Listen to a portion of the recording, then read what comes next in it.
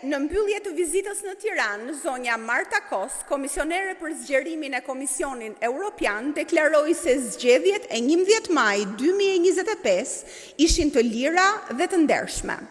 Partia Demokratike e Shqipërisë denoncon këtë deklarat të zonjës Kos si absolutisht të pavërtet, skandaloze, korruptive, si shkelje të rënd të ligjit kombëtar dhe ndërkombëtar për vlerësimin e zgjedhjeve. Kjo deklarat e zonjës Marta Kos, e frymzuar nga motive ideologjike të ekstremit të majt, apo dezinformimi, apo propaganda e paguar të mikut të saj, Edi Rama, vjen në kundërshtim flagrant e të hapur me deklaratën dhe raportin paraprak të datës 12 maj 2025 të misionit të përbashkët të vëzhguesve të zgjedhjeve, OSBE-ODIHR-PE,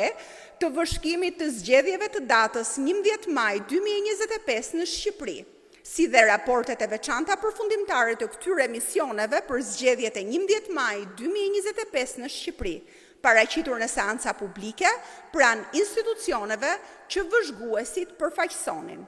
Një deklarat të tillë nga dita e zgjedhjeve deri sot nuk e kanë bërë asnjë nga vëzhguesit vendas të këtyre zgjedhjeve dhe përveç Edi Ramës dhe Tauland Ballës dhe Belinda Ballukut e Elisa Spiropalit apo ndonjë eksponent tjetër i Partisë Shtet.